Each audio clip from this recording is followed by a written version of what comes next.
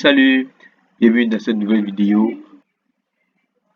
Pour que ça ressemble mieux au papier, il faut aussi modifier cette face-ci là et l'autre face. Bon, pour faire cela, on clique encore sur cette face. On passe sur enlever de la matière. Ouais, on va travailler cette face. Je clique sur ligne. Je vais mettre une ligne là au hasard. On va vérifier l'équidistance après. Je clique à nouveau sur ligne. Je vais mettre une ligne en bas au hasard.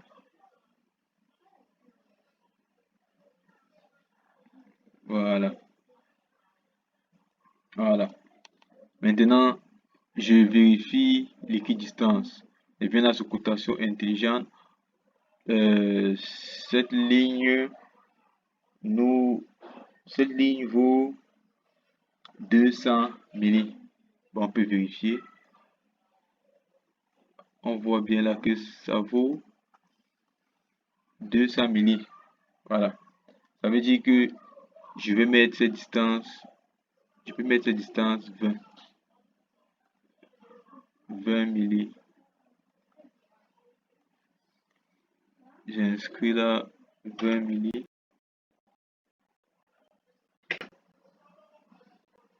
20 milli. Exactement. Il fait de même pour le bas. Et j'inscris là 20 milli.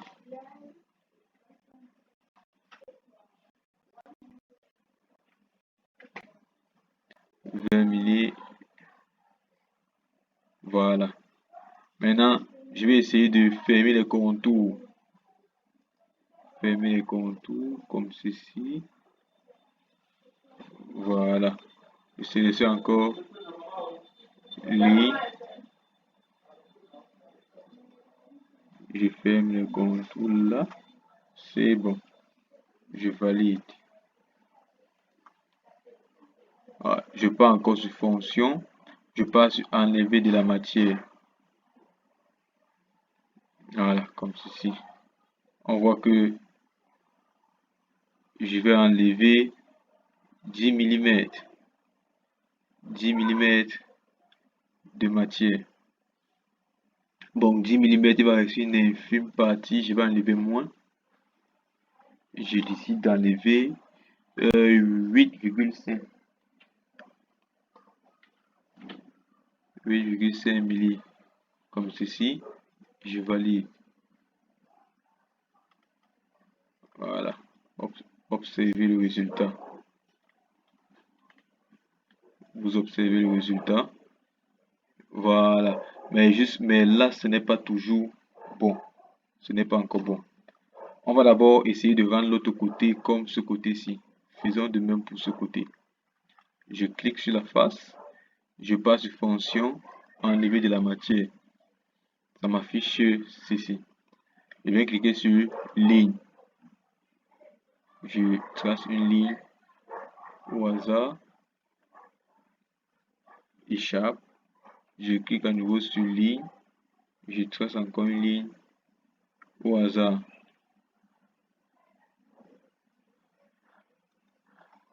Voilà. Je passe sur cotation intelligente. Je mesure là 20. C'est déjà 20, donc c'est bon. Je viens mesurer également là 23. C'est pas bon. Je dois mettre à 20. Il faut avoir les mêmes dimensions que sur l'autre face. Donc je vais là à 20 mm. Voilà. Maintenant, je ferme les contours. Je clique à nouveau sur ligne. C'était déjà sélectionné. Je viens refermer le contour. Voilà. Je valide. Après, je passe sur fonction, enlever de la matière. enlever de la matière 8,50, oui, comme sur l'autre face. Je valide. Et voilà ce qu'on obtient. Vous voyez que les deux faces sont légèrement creux. Bon, pour le rendre plus joli, je vais venir ici. Je vais venir sur, je passe dans fonction, congé, et bien cliquer sur la petite face là, et pas plutôt sur chanfrein. Je vais faire un chanfrein là. Voilà. Je viens cliquer sur cette face-ci. Et je vais faire un chanfrein de la distance, ça ne sera pas 10 mm, mais 8,5. Oui. 8,5. On valide, on voit quelle surface ça recouvre. Oui, 8,5 est acceptable. Je clique également sur cet arrêt. Je vais faire le chanfrein sur les deux arrêts. Voilà. C'est bon pour cette face-ci. Je clique aussi ici derrière, vu que je clique sur toutes les faces où je compte faire le chanfrein. Il y a également cette face-ci et également il faut bien cliquer. Donc il faut mettre le pointeur juste sur pas sur la surface mais sur l'arrêt.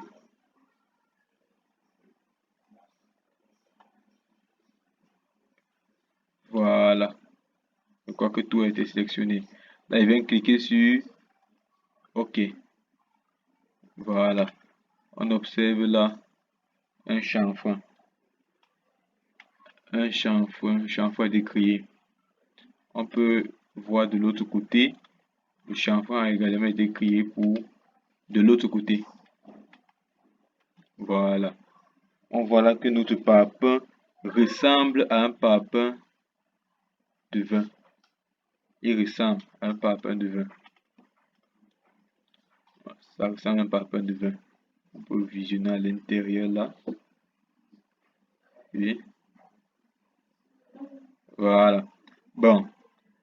Maintenant, pour finaliser le dessin, qu'est-ce qu'on doit faire? On va ajouter de la matière. Pour ajouter de la matière, on va venir là dans apparence. Oui, la sphère qui est multicouleur là. On clique dessus. On part sur organique. C'est dans organique. On va retrouver les divers. On part dans les divers. On voit que dans les divers, on a le cuir. Non, le parpaing ne peut pas être en cuir. On a l'éponge. On a l'herbe. On a le sable. On voit que le sable, c'est le plus approprié. Notre parpaing sera en effet de sable. Effet de sable et de ciment. Donc, on prend sable. On vient, on clique là. On met sur toute la surface. Voilà. On voit maintenant que notre parpaing a fier à l'œil là présentement. Ça ressemble à un vrai parpaing. Un vrai parpaing. Donc, il est prêt à être imprimé. La modélisation, on a fini avec la modélisation. On est maintenant prêt à l'impression. L'impression. Cela peut servir pour un projet ou pour n'importe quoi d'autre. Et puis ici, nous sommes en phase de conception. Voilà. On va placer notre parpaing sous un bon angle. Géométrique. Voilà. Bon, nous sommes arrivés à la fin de cette vidéo. Merci d'avoir suivi. Pour recevoir plus de vidéos, n'hésitez pas à vous abonner et à cliquer sur la cloche de notification. Merci.